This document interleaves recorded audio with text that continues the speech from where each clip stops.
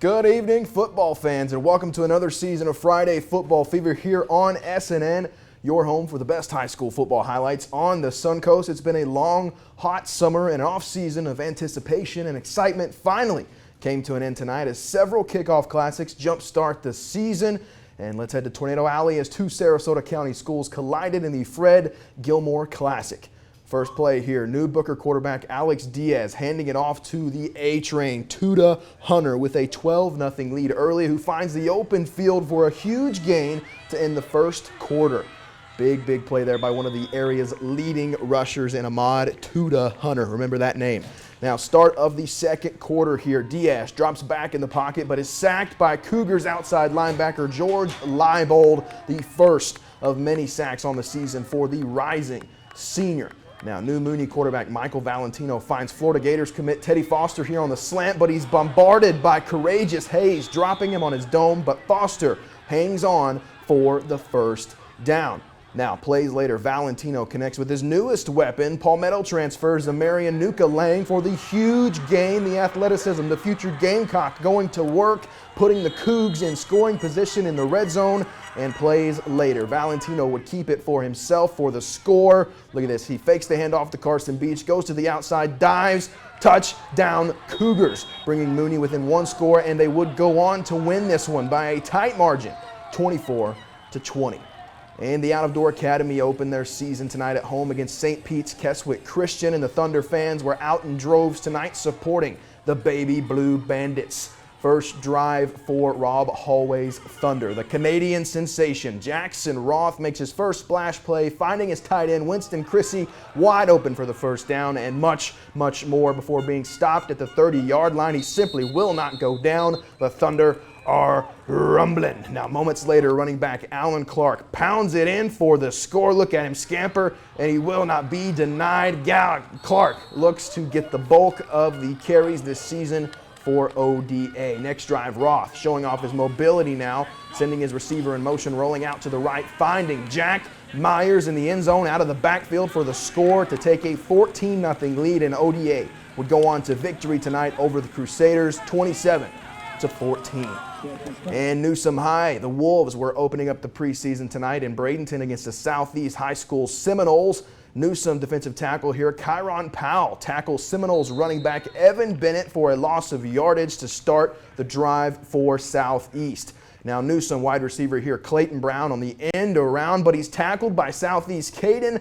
Don't have his last name. Number 44, the linebacker for the Seminoles, with 8 minutes and 5 seconds left, though. The score is 8-3. Seminoles have the advantage, still playing with the advantage there at Paul Mackley Field. Now, Southeast quarterback here, Tuda Thomas, looking for any open receiver, but he is simply swarmed by Wolves defenders, a pack of Wolves, and the pass falls incomplete. Newsome would end up winning tonight over Southeast. Brett Timmons' Seminoles 17-14 losers tonight at Paul Mackley Field.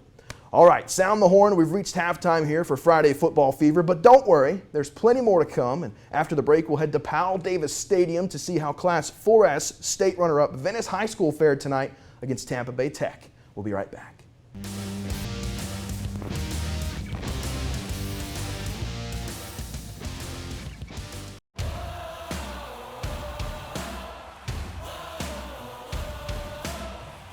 Welcome back to Friday Football Fever. Now, as we kick off our second half, we head to the island of Venice first here as the Indians kicked off their season tonight at Powell Davis Stadium against perennial power Tampa Bay Tech. Now, let's see if John Peacock and his Indians took their first step towards another state title tonight. Early on here, Venice down 7-0. Jaden Glasser connects on the run with Griffin Gisotti, who has the epic body control to stay in bounds, but plays later here. Running back Alvin Johnson, now Agent Zero for the Indians this year, finds the end zone, bringing himself into the scoring zone there. Look at that, easy peasy right in there, and Venice takes, or usually just 1 point down there, 7-2 after the failed 2-point conversion. Now, next quarter, still trailing but threatening here. Glasser finds newcomer and Colorado commit Zacarl Lewis Jr. for the big gain just shy of the 5-yard line there, setting up Alvin Johnson, though, for another easy punch in his second of the night, and Venice would take a 12-6 lead, and they go on to see there at your bottom of your screen. They win in dominant fashion after starting off 7-0 down. They come back 46-7 winners tonight over Tampa Bay Tech. All right, under a steel gray sky, outrode the four horsemen of the Riverview Rams. The four captains there, the captains leading the Rams into their Kickoff Classic against Hillsboro High School tonight in a game that was pushed back to 8 o'clock. First drive of the game here, the Rams on third down, having allowed no yards in 2 plays. Landon Marston chases down the quarterback Darion Jones here for a loss, and it was looking good early for the Rams. And then they would take the punt here at midfield after an encroachment penalty, and Braxton Thomas, the new QB out of Arizona, keeps it here and gets the first down. But as former Rams star Jamar Johnson's talking there to his track coach, the legendary Jim Anderson, a lightning strike in the distance puts the kibosh on the game for 40 minutes, just 2 minutes and 24 seconds into it. Fans and players forced to evacuate the stadium, and SNN had to skedaddle, but the Rams led 10-0 at the half, and they would go on to win 17-6. They open up Friday at home against the Southeast Seminoles. All right, Manatee taking on IMG White tonight. Andrew Heidel here takes the snap, and he finds his receiver, Torrey Gilly, on the outside, and Gilly has it. He's getting brought down here after a 10-yard gain. Heidel once again here taking the snap, looking for Gilly once more, and they do connect, and they would get a big chunk of yardage there, 15 to be exact from Gilly. Then Heidel, the QB1 this year for the Hurricane, takes the snap, and he finds Keyshawn Smith, number 1, out of the backfield. The throw connects, and Smith runs it in for the score. Manatee would take the early lead against IMG White, the varsity squad for the Ascenders. All right, IMG Academy White did not have an updated roster for us, so their quarterback here, number 2, takes the snap, and he connects on a screen pass to number 9, and she's a beauty. That number 9 as he runs it upfield and gets tackled by Manatee's number 25, Christian Johnson, in the open field tackle there. Now IMG quarterback once again taking the snap here. He looks to connect downfield. He throws a big one down to the right sideline over the middle there to number 7, runs it in for the score. And Manatee, though, would go on to win this one night despite that score, 23-17 the final. Jaquez Green's Hurricanes victors tonight. All right, a bunch more games to look at, though. Let's take a look at the final scores from the other games taking place on and around the Suncoast. First off, last night, some Thursday night fever. IMG Blue was victorious at home against Faith Christian out of Orlando, 16-13. Also, look at this, a big number put up on the board tonight by Matt Favero's Classical Academy Patriots. Big winner, 60-6 tonight over Liberty Christian. Same could be said for Jacob Spence Sarasota Christian Blazers, 55-0 over Geneva Classical Academy tonight. Ben Milliken, the Milliman who Millikan, lighting up the scoreboard in the stat sheet tonight for the Blazers. All right, we also have Tenor Rock and Bayshore. They were in action tonight, but no score reported just yet for Jamal Sanders' Bruins. But Charlotte, coached by Coach Corey Menzer, 41-17 winners tonight over Mariner on the road, and Zarephath and Hardy also no score reported there just yet.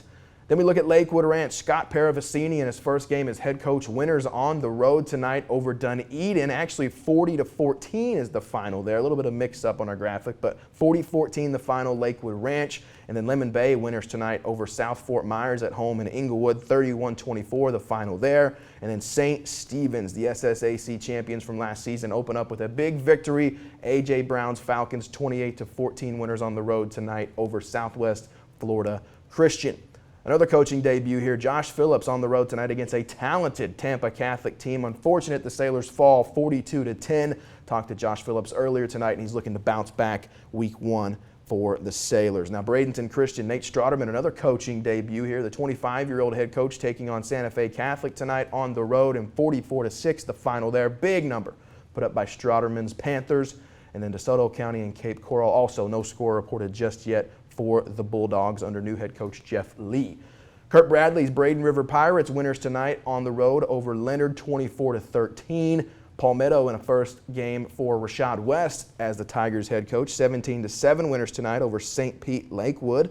And then Port Charlotte, Jordan Ingman's Pirates victorious tonight on the road, big over Dunbar, 33-14 the final there. And then IMG Academy, the national squad, the big boys, were on the road tonight in Music City taking on Lipscomb Academy, and they were winners tonight, 35-10. And then we don't have an update just yet for Pinellas Park and Parish Community. We hope Dylan Clark's Bulls in his first game also put up a big number tonight. We'll have that update for you on SNN TV In the Northport, Coach Garen Belser getting his guys, his Bobcats, right for next week as they kickstart their season, but they had the fortunate ability to have this week off, so an extra week of practice for the Bobcats. And all right, that'll do it, ladies and gentlemen. The first Friday football fever of the season is in the books, and now we look forward to next week when every game counts for real. These, of course, were important games tonight, but the ones next week and moving forward will be obviously pronounced for that record. Now, watch all your favorites right here, only on SNN, your home for the best high school football highlights on the Suncoast. My thanks to all our reporters who shot highlights tonight, Alex Vaughn,